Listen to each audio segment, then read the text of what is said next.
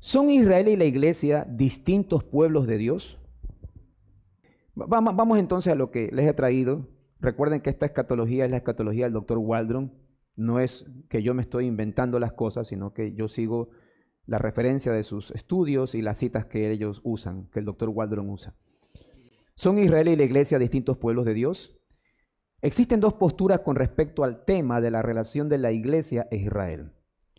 Según el dispensacionalismo clásico, esta perspectiva defiende que Dios tiene dos pueblos distintos, Israel y la iglesia. Estos dos pueblos deben mantenerse separados. De esta manera, las promesas hechas a Israel se realizan a la nación de Israel y no a la iglesia. Así se cree que el Israel étnico es el centro del propósito profético de Dios. Para el dispensacional, los 1000 años son literales y en los 1000 años Cristo gobernará desde Israel. Por eso es que muchos hermanos evangélicos están pendientes de lo que sucede siempre con la nación de Israel, porque en cierta forma lo consideran el reloj profético de Dios. La iglesia es un paréntesis, por decirlo así. En la dispensación para el dispensacionalista, en la dispensación de la ley, Dios trató con Israel. Cuando Cristo nace, Dios trata con la iglesia, el plan B. El plan A era Israel, el plan B es la iglesia. Una vez que la iglesia, y ahí viene el rapto de ellos secreto o pretribulacional, espero no confundirlos con todos estos términos, por eso es importante que usted asista al discipulado. La iglesia es sacada de la tribulación y luego en el milenio, que para ellos eso es 1000 años, Dios regresa a su trato con la nación de Israel para cumplir las promesas que aún no están cumplidas. La pregunta es todo eso de esa forma? ¿Es todo eso así? Ahora, debemos también entender que el dispensacionalismo clásico, hay otra forma de entender la escatología, según el cristianismo histórico, sostiene que Dios tiene un pueblo, un solo pueblo en todos los siglos. Las promesas hechas a Israel se realizan en el nuevo Israel, que sería la iglesia. Es decir, si hablamos de Israel y la iglesia, dos posturas. El dispensacionalismo, que lo entiende separadamente, plan A y plan B, por decirlo de una forma sencilla, ¿no? Y el cristianismo histórico, que lo entiende como un solo plan de Dios. La iglesia de todos los tiempos, el pueblo escogido de Dios.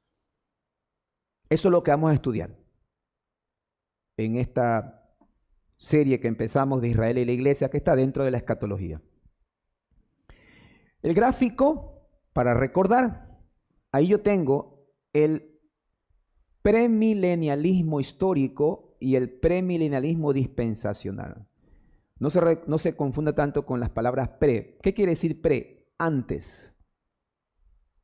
Antes, la venida de Cristo, voy a poner aquí unas marcas, la segunda venida de Cristo antes del milenio.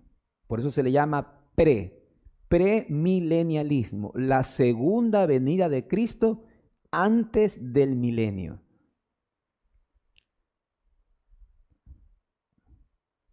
Y el premilenialismo dispensacional, la segunda venida de Cristo antes del milenio. Aparentemente son iguales. Aparentemente son iguales. Podría reforzar las posturas escatológicas, sería bueno, pero hay que entender, amados hermanos, que el dispensacionalismo o el premilenialismo dispensacional, que está en la parte de abajo, es una postura que empezó a partir del año 1800. Si no me equivoco, tendría que revisar. Es lo más reciente. A diferencia del premilenialismo histórico Usted va a ver aquí, en el premilenialismo histórico, mire, Dios trata con el nuevo Israel, que es la iglesia, y en el milenio, el nuevo Israel, que es la iglesia. Por si acaso, no se confunda, estoy trayendo posturas escatológicas diferentes a lo que nosotros estudiamos. ¿Por qué? Porque para los dos, premilenarismo histórico y dispensacional, los 1000 años son literales. Y hemos estudiado nosotros hasta la salvedad que antes del juicio no podemos encajar 1000 años. ¿Está claro? Hemos estudiado nosotros que antes del juicio, es decir, entre la segunda venida del juicio, no podemos encajar 1000 años. Pero si queremos llegar a una comprensión de Israel y la iglesia, si son dos pueblos diferentes o son realmente el mismo pueblo, tenemos que revisar algunas cuestiones que ellos toman por verdaderas o las aceptan como bíblicas. Nosotros no podemos encajar 1000 años literales entre la segunda venida y el juicio. Amén, está claro eso. Pero hablando de el premilenialismo histórico y el dispensacional, hay una gran diferencia, porque el premilenialismo dispensacional, mire, antes de la primera venida, Dios trató con la nación de Israel. Luego, Dios trata entre la primera y segunda venida, Dios trata con la iglesia. Y después de la segunda venida, en el milenio literal, Dios regresa otra vez a su trato con la nación de Israel. Por eso que en cierta forma,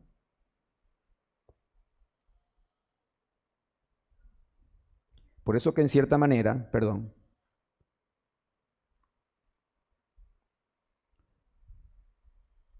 ahí, el trato del Señor con la iglesia es lo que nosotros hacemos una referencia de que es un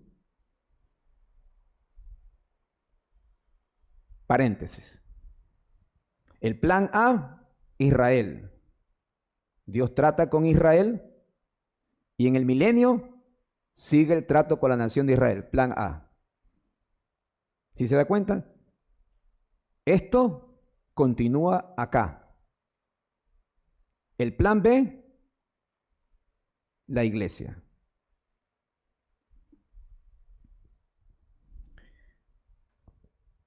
Por eso que usted ve aquí la dispensación de la ley. Usted ve aquí la dispensación de la ley, mire. ¿Sí o no?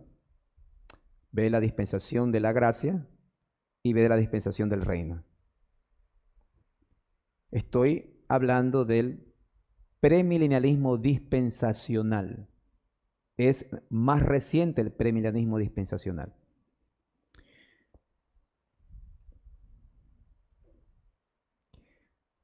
Esto realmente lo revisamos hace algún tiempo y yo creo que sería bueno tal vez tomar en cuenta algunas cuestiones aquí.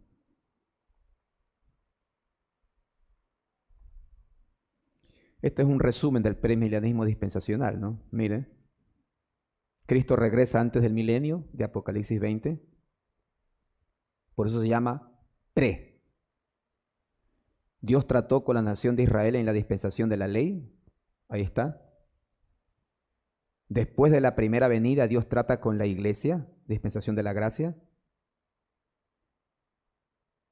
En el dispensacionalismo, la maldad se va incrementando hasta que se da la gran tribulación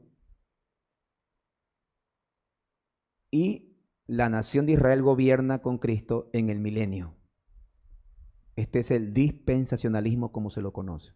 Lo que muchos de nosotros fuimos instruidos a veces sin saber, ¿no?, de qué se trataba, ¿no? En este esquema nosotros estaríamos ahí, donde está la figura o la silueta humana. Estamos en la edad de la iglesia. Si estuviéramos hablando del dispensacionalismo. Una vez más, por favor, no quisiera confundirlo. Nosotros no somos dispensacionales. La estructura escatológica para nosotros es el esquema de los 2 siglos. Observaciones y cuestionamientos. Observaciones. La segunda venida es antes del milenio literal de 1000 años. Este esquema se desarrolló en el siglo XX. El dispensacionalismo es un esquema que se desarrolló recientemente en el siglo XX.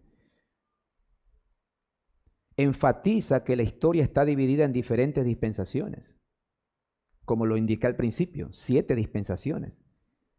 Es importante enfatizar que la característica única y distintiva del dispensacionalismo es que Israel es la nación de Israel y la iglesia es la iglesia, el pueblo de Dios. Es decir, hay una separación.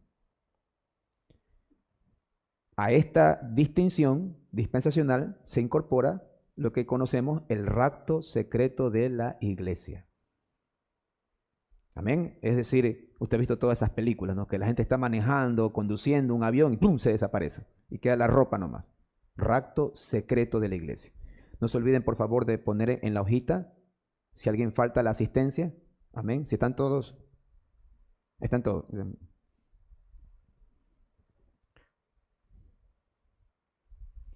Gracias, muchas gracias. Este sistema dispensacional propone 3 resurrecciones. Hay una gran confusión con respecto a las resurrecciones. La Biblia habla de una resurrección de justos e injustos. Hemos estudiado eso también. Pero en este esquema dispensacional, por lo menos 3 resurrecciones. ¿Cuáles son estas? Los justos en el rapto secreto, los justos al final de la gran tribulación y la resurrección de los injustos al final del milenio. Por lo menos, ¿no? ¿Habla la Biblia de un rapto secreto? ¿Es Israel y la iglesia 2 pueblos diferentes? ¿Debemos estudiar la teología bíblica en 7 dispensaciones? Como bautistas reformados, nosotros tenemos la teología del pacto, un distintivo bautista. El pacto de redención, el pacto de obras y el pacto de gracia. ¿Habitan los santos glorificados el milenio? Es una inquietud. El Señor Jesucristo dijo muy claro, en este siglo se casan y se dan en casamiento. En este siglo habitan justos e injustos. En el siglo que vendrá ya no se casan ni se darán en casamiento. Los que lo habitan son aquellos dignos de la resurrección. Serán como los ángeles de Dios. La pregunta es que cuando estudiamos el dispensacionalismo, aquí en este tiempo de 1000 años, ¿habrá justos todavía? Y habrá todavía injustos. Después de la segunda venida, todavía habrá justos e injustos. Son cosas que cuestionan siempre esta escatología dispensacional. Y la última pregunta que he puesto ahí, ¿es el dispensacionalismo igual que el premilenarismo histórico? ¿Se parece mucho? ¿Se parece mucho? ¿Cuál es la diferencia, Clara? Que en el premilenarismo histórico no hay la distinción de Israel y la iglesia. En el dispensacional sí hay. Israel es el paréntesis, el plan B. Dios trata con la nación, la iglesia es el plan B. Dios trata con la nación de Israel y después de la segunda venida seguirá el trato con la nación de Israel. En ese sentido, la iglesia es un paréntesis para el esquema dispensacional. En el esquema histórico premilenial se parece mucho al dispensacional, pero hay una gran diferencia. No hay esa distinción.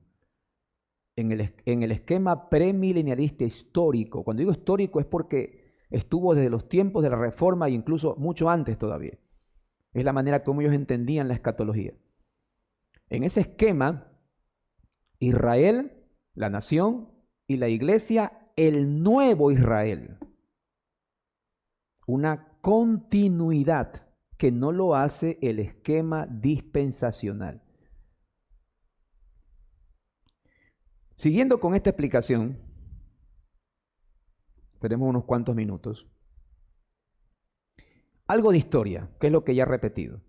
El premilenarismo que floreció entre los padres de la iglesia en los primeros siglos de la iglesia no hacía una distinción Israel e iglesia.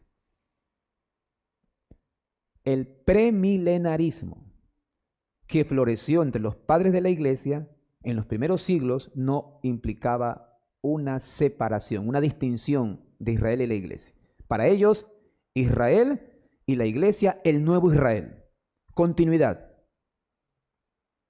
El punto de vista escatológico que dominó la iglesia durante la Edad Media, tras la desaparición del premilenarismo primitivo en el siglo IV, no era ni siquiera premilenario, estaba centrado en el estado intermedio.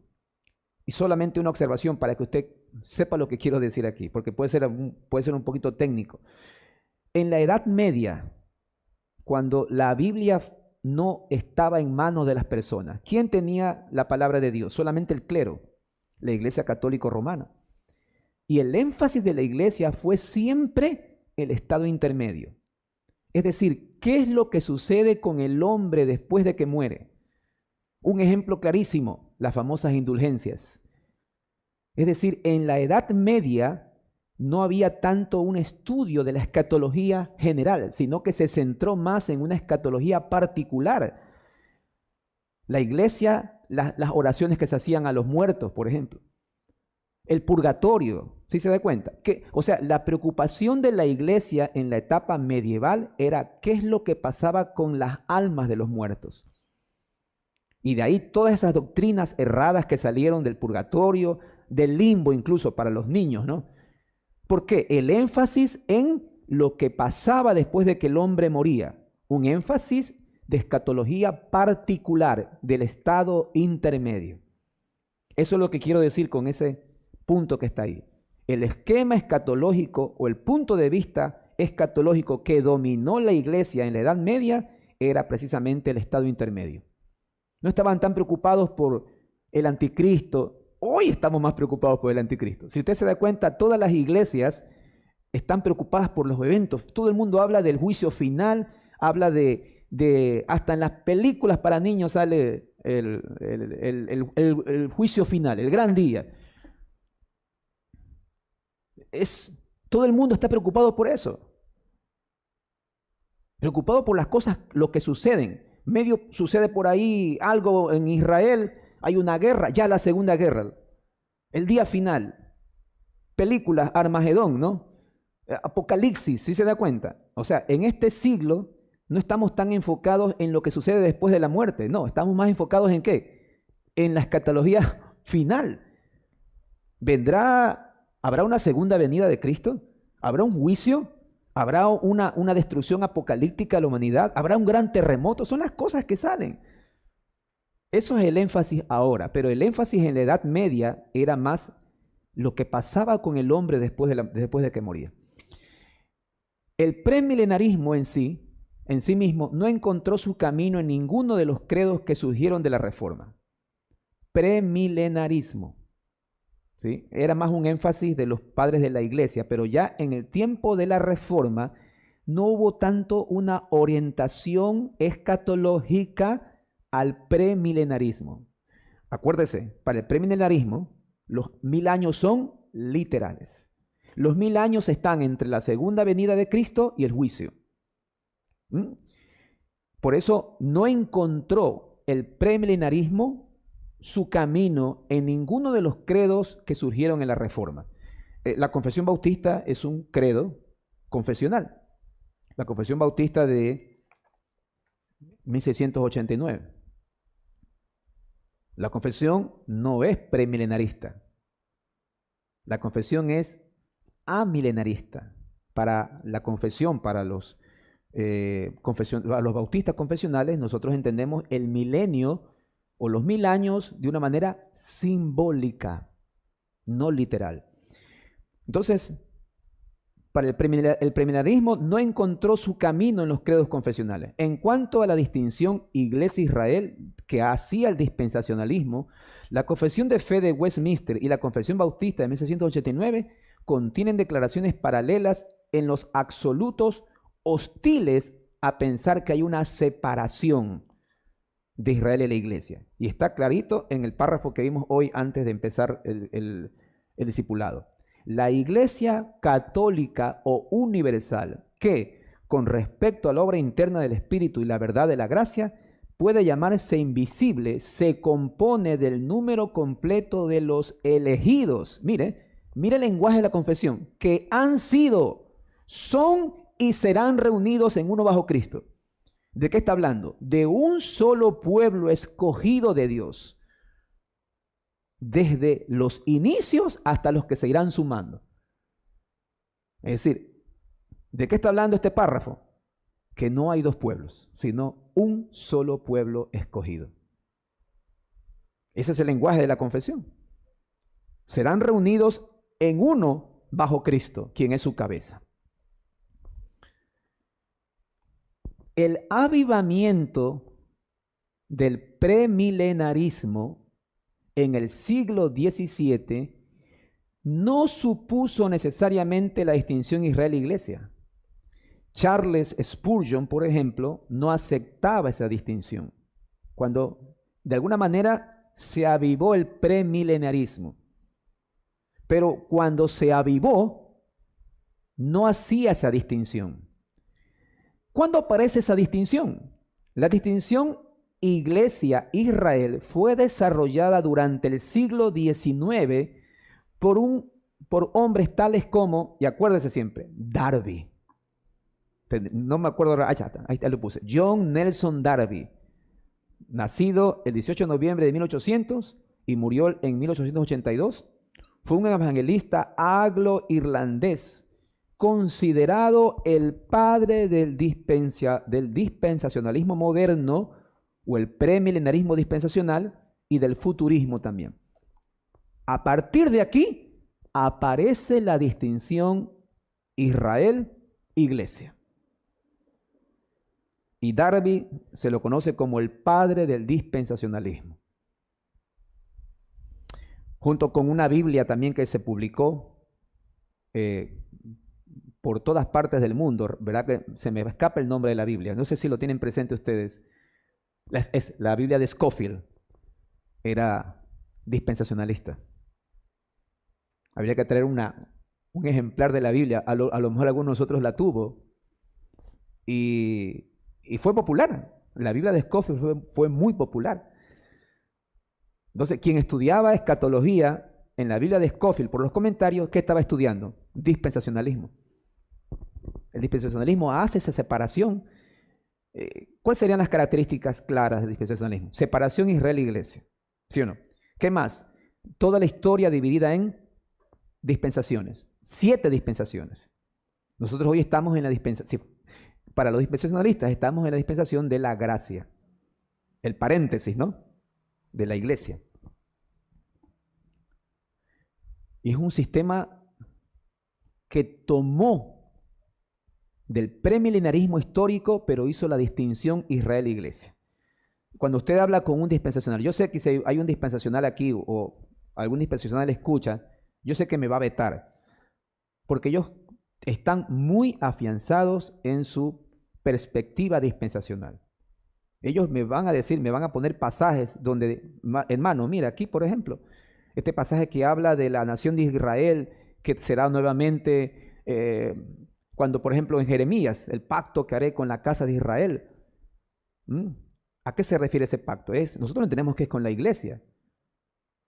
El hecho de que Israel vuelve a estar en su nación física, todo eso para ellos todavía es algo que se va a cumplir. Por eso es que hablamos de futurismo también.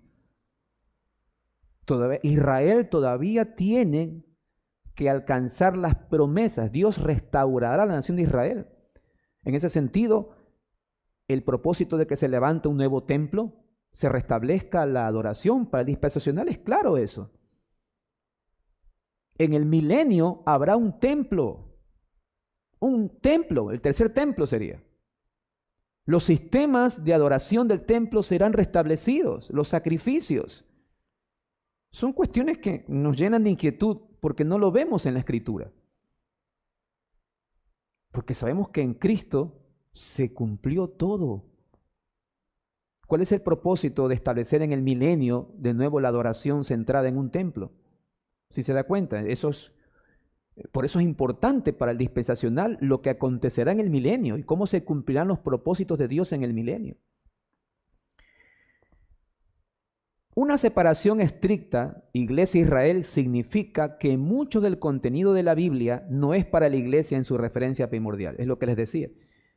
Nosotros entendemos que las promesas de Dios se cumplen en la Iglesia. El dispensacional entiende que las promesas que todavía no se cumplen, se cumplirán en el milenio con la nación de Israel.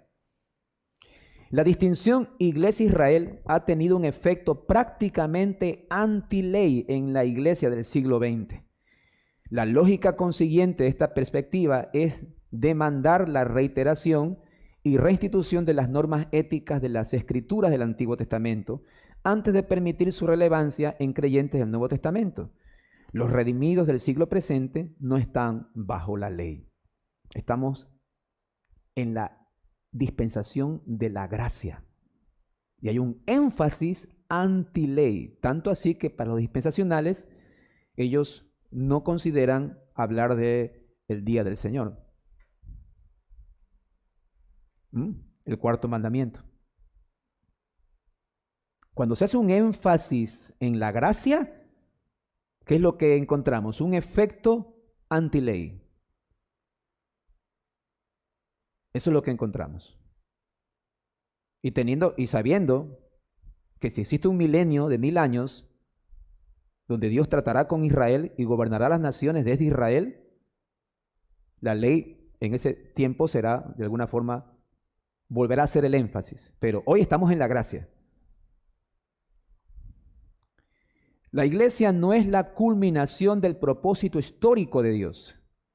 Esto conlleva a una depreciación de la urgencia de la misión de la iglesia y le quita la confianza derivada del hecho de que la iglesia sola es el instrumento de Dios para la realización del propósito de Dios y la evangelización del mundo. ¿Cuál sería la culminación del propósito histórico de Dios? Restablecer a la nación de Israel. No es la iglesia. La redención en Cristo también es devaluada por la distinción iglesia-Israel. Deja de ser el centro del propósito de Dios para el mundo. El hecho de que Cristo murió por el pueblo de Dios, por sus escogidos. La iglesia no es la culminación del propósito histórico de Dios y se relega a un estatus de menos importancia en el plan de Dios. Tanto así que es un plan B, por decirlo de una forma, ¿no? No es el plan principal de Dios. Estudiaremos estas dos perspectivas bíblicas, y aquí nos quedaremos, que se equilibran mutuamente y nos llevarán a un juicio correcto. Lo haremos desde 2 puntos. La unidad de la iglesia e Israel y la continuidad que hay entre ambos, y luego la superioridad de la iglesia sobre Israel.